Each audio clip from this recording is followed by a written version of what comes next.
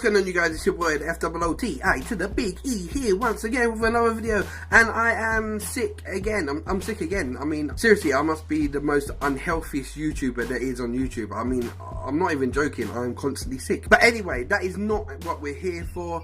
1 week from this Sunday is the WWE Elimination Chamber. So freshly hot off the heels from the WWE Royal Rumble, big pile of stinking poo-poo bookings that the WWE give us.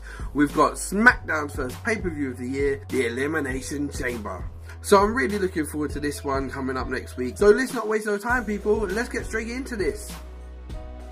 So first up, I want to talk about the match between Nikki Bella and Natalya. This one has been building for a while. It turns out that Natalya was the one that stabbed Nikki in the back at Survivor Series and beat her from behind, and where everyone thought it was Carmella, it turned out to be Natalya. This is a blow-off match for that one. The word going around is that Nikki Bella has not got too many matches left in her.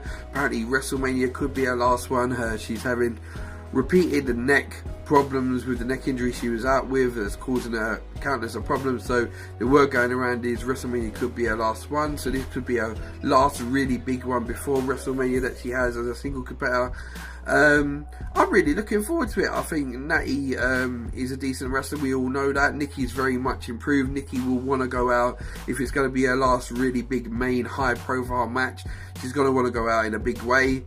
She is very much improved. I don't think Nikki Bella gets the credit that she really deserves, but I'm really looking forward to this match between the Booby Bella and Natalya.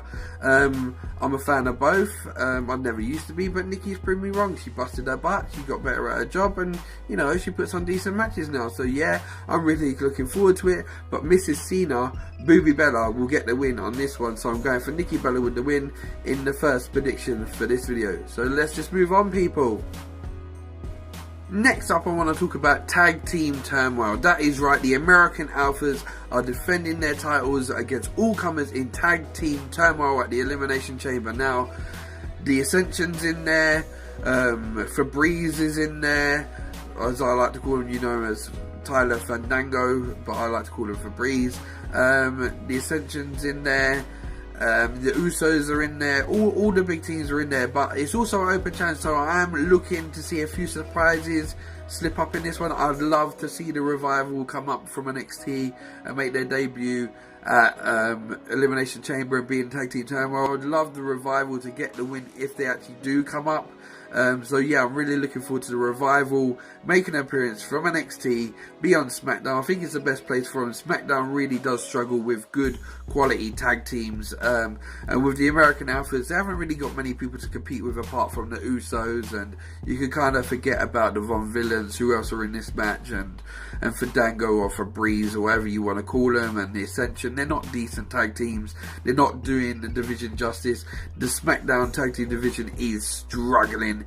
So they could really do with a nice injection, which is the Revival. So the Revival to appear in this one and walk away your WWE SmackDown Tag Team Champions. Let's just move on, people. So next up, I want to talk about the women's title match, which is Naomi versus the weird-eyed pixie Alexa Bliss for the WWE SmackDown Women's Championship. Now, I'll be honest with you, I'm quite looking forward to this match. A lot of people don't like Naomi. I actually do like Naomi. I think Naomi's gifted in the ring. She's very athletic. I don't expect her to get the win. I expect Alexa Bliss to keep the title and get the win. But I'm really looking forward to it as long as it lasts. I don't think it'd be a great classic over a long distance of time. I think it'd just be a nice short one here for Alexa Bliss. I don't know where they're going with Alexa Bliss once they move on from there to go into WrestleMania, because obviously at WrestleMania you'd love to have both women's titles on the line, but from what I'm hearing at the minute, it would look like it only be Raw's. But there you go. But I don't expect Naomi to get the ring, but I am really looking forward to seeing the glow. So, you know, let's just move on, people. So last but not least, out of the 4 matches that have been announced for Elimination Chamber is the WWE World Heavyweight Championship. The face that runs the place, John Cena, is champion once again after Royal Rumble. Yes, people, yes, I know. So he will be defending his title inside the Elimination Chamber against the phenomenal AJ Styles, Bray Wyatt, Baron Corbin, The Miz, and the Lunatic Fringe, Dean Ambrose. Now, in this one, I'm predicting that John Cena will lose his World Heavyweight title. Randy Orton will not be going to WrestleMania and taking on John Cena in the main event of WrestleMania. Why? Because it just makes so much more sense for Bray to win this. As much as I'd love Bray to win the title, and I don't want Bray to have a short Sasha Banks 2-week title run, it makes perfect sense to have Randy go against Bray at WrestleMania for the World Heavyweight title. There's a story behind it, you know, with him being part of the Wyatts and then turned on Luke Harper, and the Wyatts turned on Luke Harper. I don't feel that the angle is going to go the way it goes. I think people are going to predict that Randy's going to turn on Bray. I don't actually think that's going to turn out to be a case. I think that Bray is going to be fully aware, unlike with the Daniel Bryan thing where Daniel Bryan was part of him and then turned on him a couple of years ago. I think that Bray is going to be fully aware that Randy is being a snake and being a true viper, and he is going to turn at some point. So I think Bray is expecting it. And if he's not, then they're just booking Bray to be a dumbass. But I do predict Bray will win. I'm really looking forward to the Elimination Chamber. I think this will set up a lot of matches for WrestleMania. I could see probably Dean Ambrose maybe working with Baron Corbin at WrestleMania out of it. You never know. The Miz looks like he's going to be working with John Cena from what's being said. AJ is working with Shane as far as we know at the minute. And it just sets up Bray versus Randy Orton perfectly for the title. And it'll be a much more entertaining match than people sitting down and watching John Cena versus Randy Orton for the 250th time on a WWE pay-per-view. As much as their feud has been great over the years, we just don't need it, and we don't need it at WrestleMania. So Bray Wyatt for the win, people, in the Elimination Chamber. Let's move on. As I said, there's only been 4 matches announced for Elimination Chamber.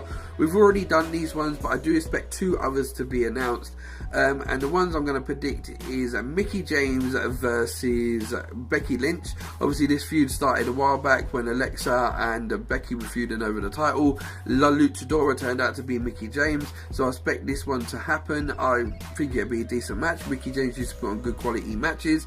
Her one against Asuka at NXT was it wasn't so great, let's be honest. It wasn't great, but it was enjoyable at Toronto nonetheless. It just wasn't a classic that we're used to from the women's division at the minute at NXT. But Becky and Mickie will put on a good match. If anything, I expect Becky to get the win, but who knows. But yeah, I'm throwing this one into the mix on the card as well. So next up, I want to talk about another one I'm predicting, which is Apollo Crews versus Dolph Ziggler. Now this one is been brewing for a while. We obviously, Apollo Crews is good friends with Kalisto, and there's been a lot of stuff with Dolph turning on Hill of late and then turned on Kalisto and whooping his ass, and Apollo Crews has been standing up for Kalisto. So this is another one I could be seen added. It's a good way to get Apollo Crews on pay-per-view. We haven't seen Apollo Crews on pay-per-view for a while, so it'd be a good outing for him. A good one to keep Dolph's momentum going. Apollo Crews is a decent wrestler. Dolph's a decent wrestler. Could be a really good, decent matchup. So yeah, I'm predicting this one as well. I don't see anything else apart from 6 matches being on the card with there being an Elimination Chamber.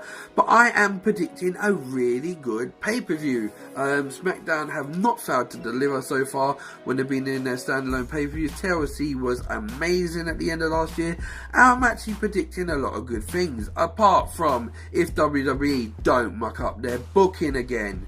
But it is if, buts and maybes on that one. We all know WWE will spring a few surprises on us and ridiculous bookings along the way to WrestleMania. So thank you once again for joining me. I hope you liked this predictions video. Remember to like, share, subscribe as always. And if you made it to the end, smash that thumbs up button and tell a friend to tell a friend to tell a friend. Footset Sports is the place to be for all your wrestling predictions videos and all my other wrestling content. And I love you guys, man. You guys are crazy, and I'm out of you guys. Bless and peace, people.